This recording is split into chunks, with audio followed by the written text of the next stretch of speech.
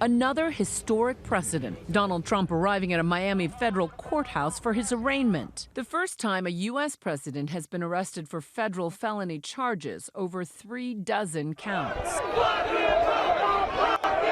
Supporters and protesters descending around the Miami federal courthouse as Donald Trump, once the most powerful man in the world, arrived underground, 45, where he was taken into FBI custody.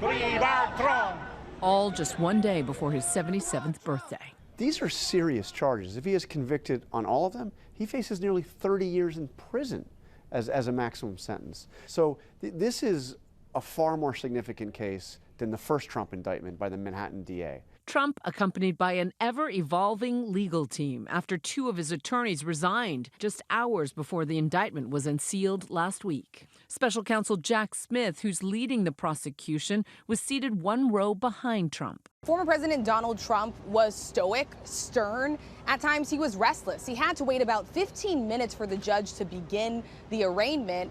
And he was fidgeting with his thumb at times. For most of the hearing, he sat with his arms crossed, folded at times. One thing was clear, Trump did not utter a single word, but he didn't have to. His body language really said everything, and he was ready to move on and get back to his 2024 campaign.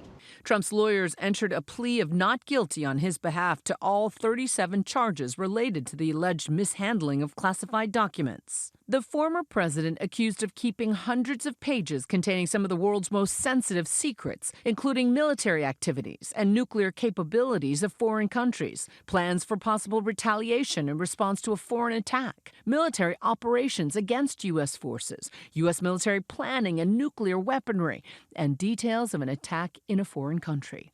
Prosecutors also accused the former president of obstruction by suggesting that his attorney hide or destroy documents, and saying Trump told his attorney, quote, "I don't want anybody looking through my boxes." And wouldn't it be better if we just told them we don't have anything here? Even after he took these sensitive secrets to Mar-A-Lago, even after he failed to turn them over to the National Archives, he could have avoided all of this if, when he was subpoenaed the first time, he had simply turned it all over. And instead, he acted in a way allegedly to obstruct justice. The 49-page indictment included photos showing numerous locations throughout Mar-A-Lago where the boxes were allegedly stored, a ballroom stage, in storage, next to a toilet, and behind a shower curtain. The private social club hosts tens of thousands of visitors every year, and Trump hosts his biggest events, from fundraisers to Christmas parties there. This map shows the various places the documents were held around the site, allegedly unsecured. This behavior directly contradicting Trump's own past comments about classified documents during the 2016 campaign, something the special counsel included in the indictment. In my administration, I'm going to enforce all laws concerning the protection of classified information. No one will be above the law. Trump joined today in court by his alleged co-conspirator, Walt Nauta, a former naval valet to the president who's continuing to serve as Trump's personal aide, even after they were warned by the judge not to discuss the case. Nauta has yet to secure local counsel and did not enter a plea. He's scheduled to appear in 2 weeks. The veteran has been accused of making false or misleading statements to investigators about the documents found at Mar-A-Lago. Trump's popularity has only grown. The latest ABC News Ipsos poll shows his favorability has increased from 25 to 31% since his first indictment in New York 2 months ago. Donald Trump has been helped by things that would kill off almost any other politician in terms of their career, almost in the history of the world. And some top Republicans continuing to defend him. I think Donald Trump is stronger today politically than he was before. I think the espionage charges are ridiculous. There's a real feeling, right or wrong, inside the Republican Party that there's two tiers of justice. So that's why you're seeing some voices in the party say, let's stand behind Trump. Let's call this for what we believe it to be. But other notable GOP names are publicly condemning him on cable TV, including former allies like his own Attorney General, Bill Barr. If even half of it is true, then he's toast. I mean, it's a very detailed indictment, and it's very, very damning. And Chris Christie, now one of Trump's 2024 opponents. This is vanity run amok. Everyone's blaming the prosecutors. He did it. It's his conduct. Trump's legal woes have grown immensely since he left the White House in 2021.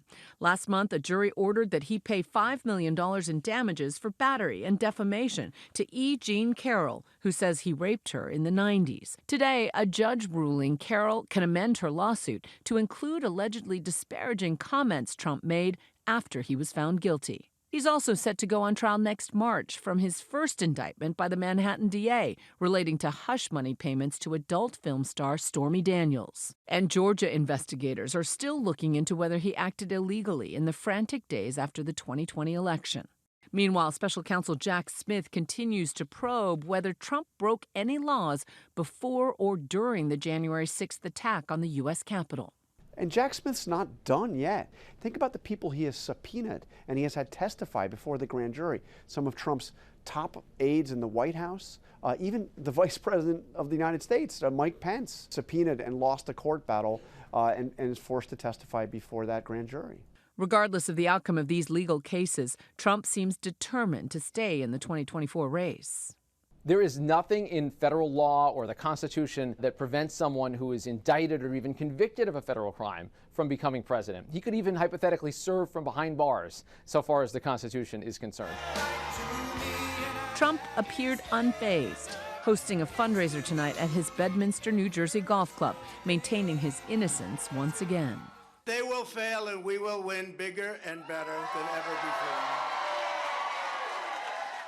And we're joined now by ABC's executive editorial producer, John Santucci. You've covered this former president extensively. We saw that rousing speech in Bedminster, a lot of bravado. But we know you've been tracking his mood throughout the day, and it has changed, evolved. Well, we ended the night at bravado there with his supporters who were there to greet him as he gave that speech, firing back at special counsel Jack Smith. But that is not where we began our journey. So, of course, we left Bedminster. If we're going in reverse here, Juju, we have to head back down to Miami, Florida. And when he exited that courtroom, he was a little calm, quiet.